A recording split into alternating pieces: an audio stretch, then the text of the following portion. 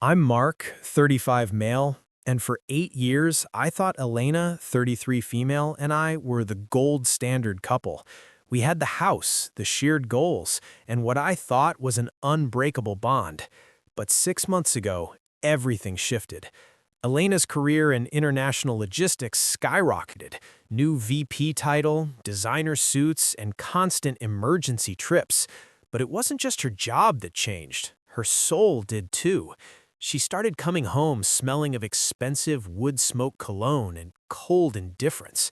When I tried to hold her, she'd recoil like I was made of glass, claiming she was burnt out from the corporate grind. The real red flag? She started taking her phone into the shower and locking it even when she was just charging it in the kitchen. Last Thursday, her laptop froze during a late-night session. She panicked, screaming that she had a critical report for Julian, her CEO, due in an hour. Being a senior IT architect, I told her I'd fix it. While digging through the registry to resolve a kernel error, I stumbled upon a hidden partition labeled Project X. It wasn't a business plan. It was an archive of a double life. Jewelry receipts for Cartier pieces I'd never seen, Maldives hotel bookings for dates she was supposedly in boring Chicago seminars, and high-definition videos of her and Julian in a glass-walled penthouse downtown. My hands went numb.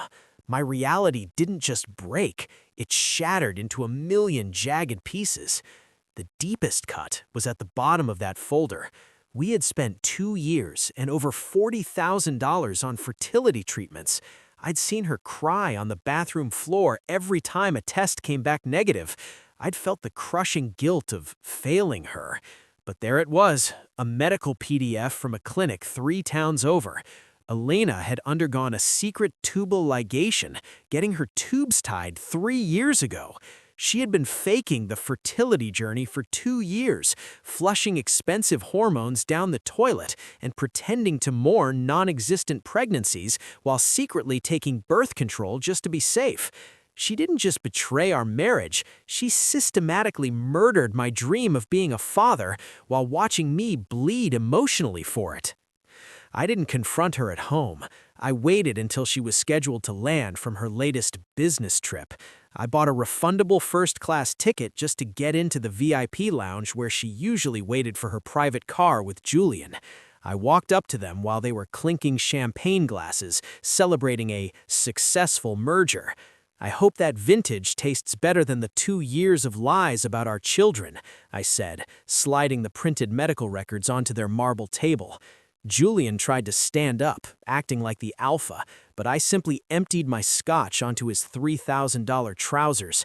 Elena didn't even flinch. She stood up, straightened her blazer, and hissed, "You're a small man, Mark. You were dragging me down with your talk of diapers and suburban dinners. Julian gives me the world. You just gave me a mortgage." I beat her back to the house by 20 minutes, only to find a moving truck already idling in my driveway. Her mother, my sweet mother-in-law, was already there with 2 hired hands stripping the house. They were grabbing the 75-inch TV, my leather recliner, and even the silver wedding gifts. "This was all bought with my daughter's hard-earned bonuses," Diane shrieked when she saw me. What they didn't know was that while I was waiting at the airport, I had moved every cent from our $120,000 joint savings account into an escrow account held by my divorce attorney as a legal retainer.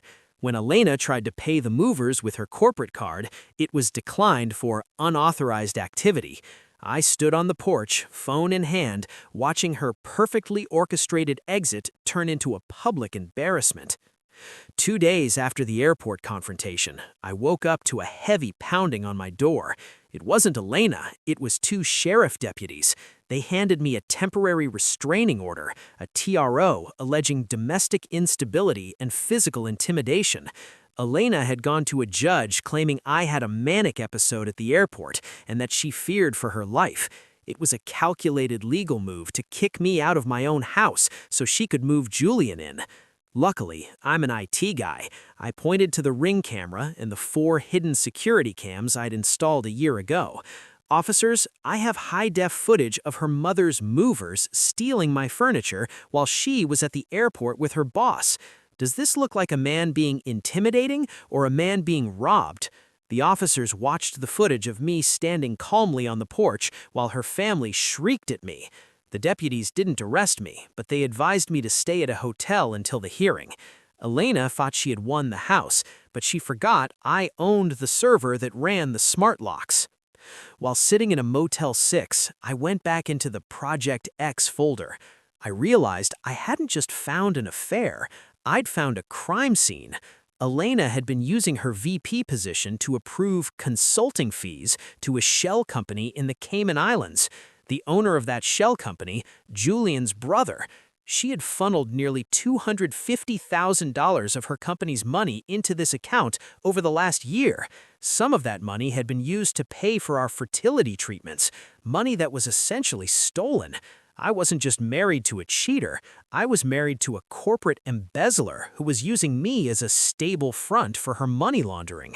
I spent the night downloading every ledger, every fake invoice, and every encrypted email. Elena called me from a blocked number, her voice dripping with venom. "I know you're looking at my files, Mark. That's a federal crime. If you don't hand over the password to the Project X backup and drop the divorce, I'll tell the police you hacked a logistics firm's private servers. You'll go to prison, and I'll still get the house." She was trying to bluff me with unauthorized access laws. What she didn't realize was that the laptop was mine. I bought it for her as a gift 3 years ago, and the administrative rights were still in my name. Technically, Elena, I'm just doing a routine security audit on my own hardware. I heard a glass break in the background. She was losing her mind because her power moves weren't working on the guy who used to build her computers. The next sudden event came from an unlikely source, Julian's wife. It turns out I wasn't the only one digging. She had hired a private investigator who had been following Elena and Julian for months. She contacted me through LinkedIn with a simple message. "I have the photos from the Maldives. Do you have the bank records?" We met at a diner. She was a high-powered attorney, and she was even angrier than I was.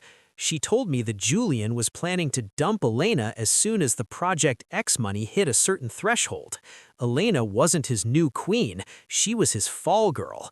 If the company ever found out about the embezzlement, Julian had set it up so all the digital signatures belonged to Elena.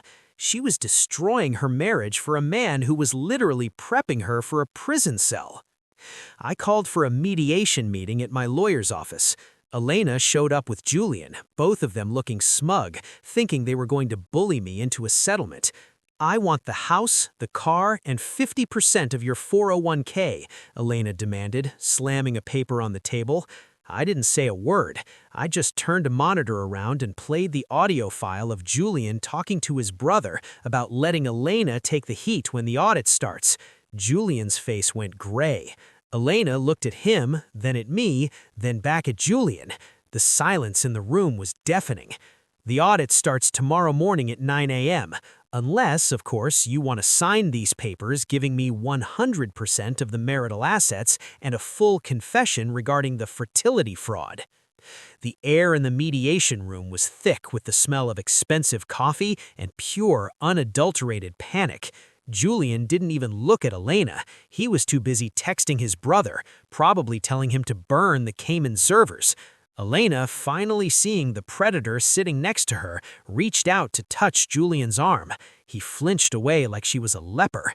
"Julian, tell him he's lying," she whispered, her voice cracking for the first time. "Tell him the Project X signatures were your idea." Julian looked her dead in the eye, his smug CEO mask back in place.